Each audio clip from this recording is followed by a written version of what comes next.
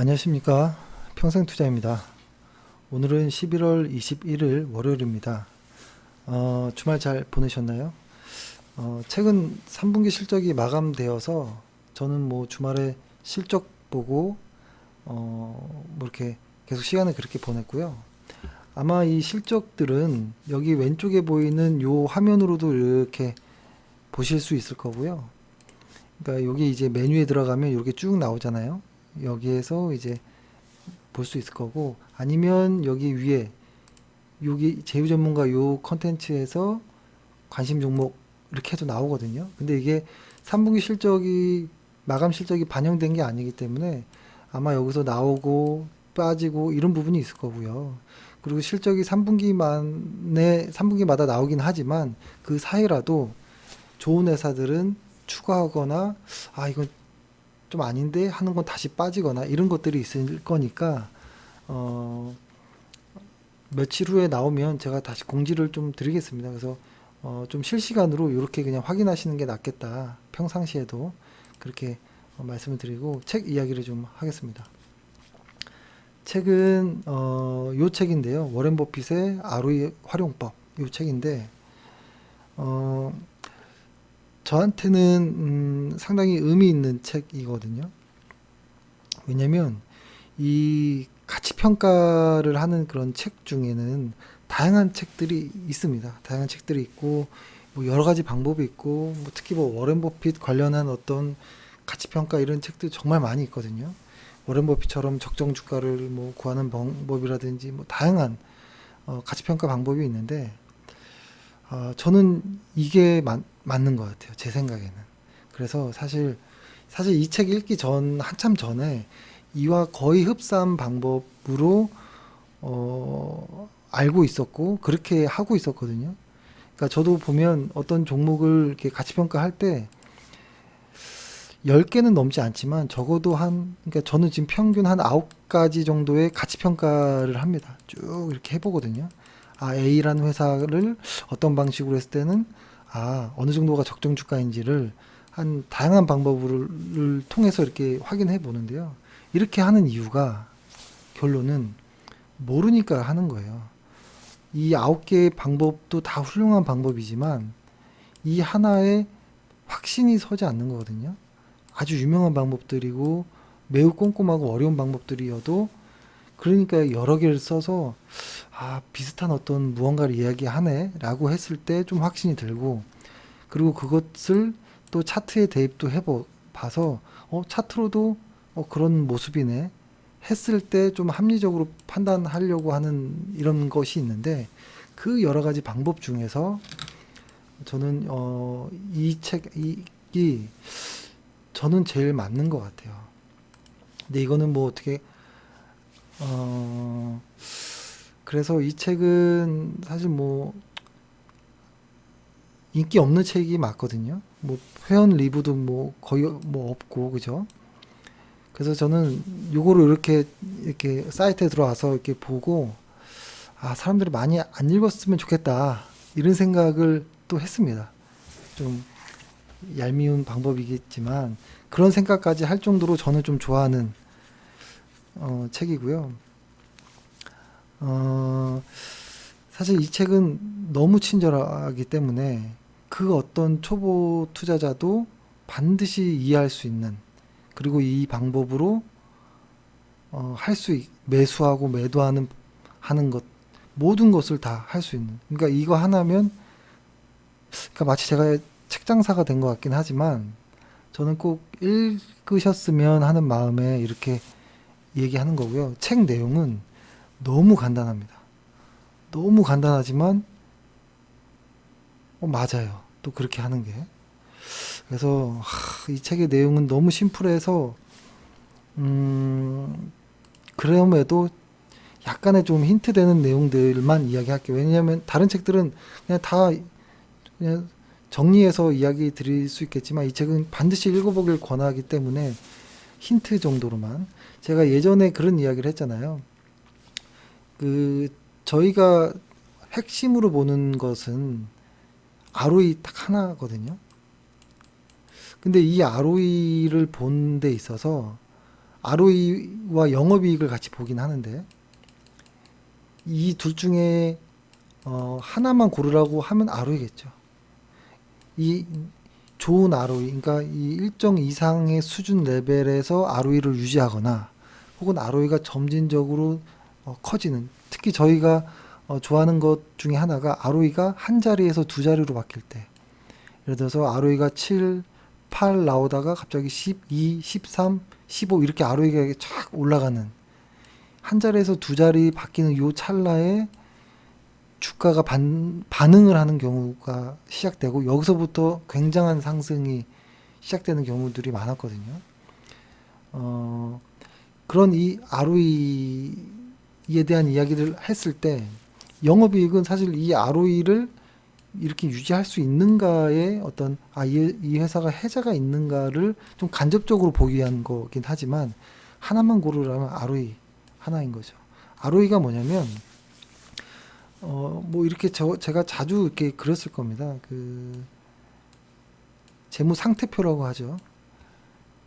여기가 자산이 되고 여기가 부채가 되고 여기가 자본이 되는, 그러니까 이런 거죠. 뭐 예를 들어서 뭐 은행으로부터 10억을 빌리고 주주들이 한 10억을 투자해서 자산 20억짜리에 어떤 무언가를 세워서 매출이라든지 서비스 등을 일으켜서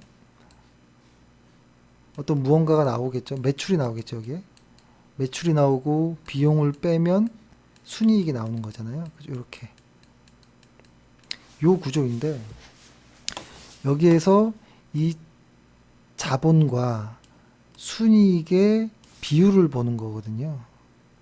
근데 저번에 이야기했던 거는 이 순이익과 시가총액을 비교했던 게 PER이 되는 거고,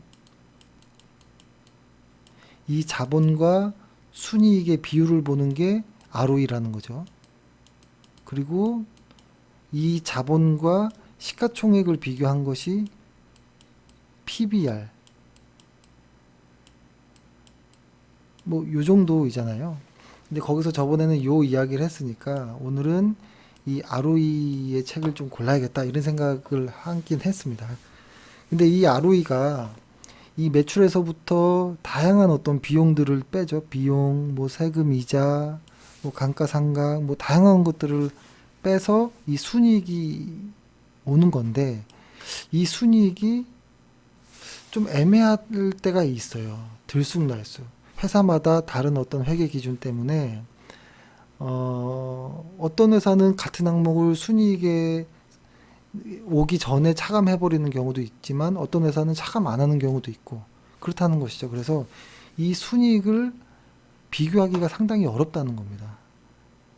다른 회사들과. 그러니까 이런 것이죠. 뭐냐면 이 책에도 나왔지만 이런 거가 있어요. 만약에 A라는 회사가 있고 B라는 회사가 있고 C라는 회사가 있다면 현재 나와 있는 어떤 논리들, 이론들을 보면은 이 A 회사라는 것을 재무학으로서 평가도 하고 혹은 회계학으로서 평가도 합니다. 그러니까 재무학이라고 하면 뭐 자본 구조를 이해하는 뭐 가치평가 모델, 뭐 예산 과정 이런 공부 이런 그 내용들이 있고, 회계학은 어떤 각종 비율들을 나열하는 뭐 이런 내용들이 있는데 이런 것으로서 이 절대가치평가 혹은 뭐 상대가치라기보다는 뭐 그냥 가치평가를 이 회사 하나만을 딱 하거든요. 그래서 이 회사의 적정 가치가 10,000원인데 내가 이 회사를 가치평가했더니 5,000원이더라. 아니, 이 회사의 적정 가치가 5,000원으로 계산이 되는데 현재 시가총액이 현재 가격이 5,000원으로 내려왔다. 그러면은 싸니까 미리 매수해 두자. 그리고 기다리자. 뭐 이런 논리인데 사실 저는 워렌 버핏의 다양한 어떤 이야기들, 사실 그 핵심은 최근에 나온 워렌 버핏 바이블이라는 책에서 보면 알겠지만 워렌 버핏이 어떤 무언가의 가치 평가를 이렇게 딱 이렇게 이야기하지는 않거든요. 근데 저도 그런 생각이에요. 어떤 그 수많은 가치 평가 방법 중에 하나로 어떤 기업을 정확히 예측하는 거는 저는 불가능하다고 보거든요. 워렌 버핏도 정확하게 틀리느니 뭐 대략적으로 뭐 적당하게 맞는 게 맞다 이런 이야기도 한 것처럼 정확하게 이렇게 뭔가를 딱 하는 게 좀 힘들다라고 생각하거든요. 근데 저는 이런 방법이 맞는 것 같아요. 이 투자학이라는 것은 이 회사와 이 회사를 비교하는 거거든요. 그러니까 우리가 흔히 보고 이야기하는 이 재무학과 회계학의 내용이 아니라 이 회사와 이 회사를 이렇게 비교하는 것이 좋다고 봐요. 그래서 예를 들어서 반도체 관련된 회사가 ABC 세 개가 있다면 요 셋 중에 하나를 골라야죠. 그러니까 저는 순서가 잘못됐다고 봐요. 제 생각엔. 그래서 제일 좋은 회사가 A라고 판단이 서면 이 A를 적당한 가격에 사기 위해서 그 다음에 가치 평가를 하는 거죠. 가치 평가를 해서 현재가로 할인한 다음에 매수가가 나오면 매수하는 거죠. 그렇죠? 근데 보통 이 비교하는 것보다는 이 개별 종목의 가치 평가만 하는 경우들이 많고 이쪽의 내용들이 상당히 복잡하게 나온 책들이 많거든요. 근데 그 복잡하게 쓴 책들의 그 교수님들이 다 부자가 아니거든요. 그래서 저는 이 재무학과 회계학을 처음에 공부하는 것보다 이 투자학을 공부하는 게 낫다라는 생각이 듭니다. 그러니까 하나만 더 예를 들면 이런 거죠. 제가 어떤 자동차에 이렇게 탄다고 해보면, 그죠? 이 자동차를 타야 돼요. 유리가 있고, 이렇게 있다면 핸들이 이렇게 있을 거잖아요. 자동차를 처음에 타려고 하면 이 엔진에 대해서, 이 공기 역학에 대해서, 뭐 타이어에 대해서, 뭐 이런 소재에 대해서도 중요하지만 첫 번째로 이 회사의 문을 어떻게 열고 키를 어디다 꽂고 신호를 어떻게 보고 어떻게 주행하는지 이거가 사실 중요하다고 보거든요. 저희는 엔지니어가 될 게 아니니까요. 베스트 드라이버가 되길 원하는 거지 엔지니어가 될 게 아니거든요. 그런 관점에서 이 책은 딱 그렇게 딱 포커스를 좀 맞춘 이런 내용이긴 해요. 그래서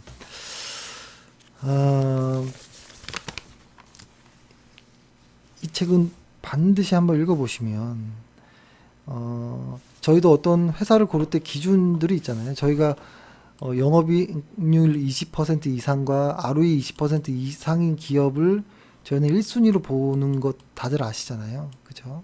근데 이런 경우들의 회사가 많지 않은데요. 더 여기서 축소해 나가면은 이 한두 번의 ROE 20이 아니라 오랫동안 20을 유지한 회사들은 거의 최고의 회사. 제가 볼 때는 20% 이상의 ROE를 계속 유지하는 회사들을 최고의 회사. 두 번째는 우상향하면서 20을 넘어가는 회사들, 넘어갈 것이라고 판단되는 회사들. 저의 그 관심 종목은 이런 것들이거든요. 이런 회사들 안에서 가치 평가를 해서 차트와 비교하고 뭐 이런 과정을 거치는데 이 책도 거의 뭐 같은 내용을 이야기합니다. 그리고 이 이야기도 많이 들었지만 우리가 은행에 가면 은행이 A라는 회사, B라는 회사 두 개가 있다면 여기서는 은행 이자 10% 준다고 하고 여기서는 은행 이자 7.5를 준다고 해볼게요. 뭐 거의 뭐 그냥 8 준다고 해볼게요. 그러면은 어디를 고를 겁니까? 뭐 8도 낮은 건 아니지만 여기를 고르겠죠. 은행 갈 때 이렇게 쉽게 비교할 수 있잖아요. 그죠? 근데 주식도 마찬가지로 우리가 회사를 고를 때 ROE를 봐야 됩니다. ROE. ROE가 10인 회사가 있고 20인 회사가 있다면 그냥 ROE 20을 골라야죠. 그죠? 이러한 어떤 논리적인 이야기들을 이 책에서는 확인하고 검증된 거를 다시 확인해 볼 수도 있습니다. 그리고 ROE만 보면 어떡하죠? 뭐 저희가 자주 말씀드렸던 것처럼 뭐 매출, 영업이익 이런 것들이 꾸준히 우상향하는 것들 이런 건 어떻게 안 봐도 되나요? 라고 할 수 있는데 ROE만 봐도 다 봐집니다. 뭐냐면 예를 들어서 이렇게 해볼게요.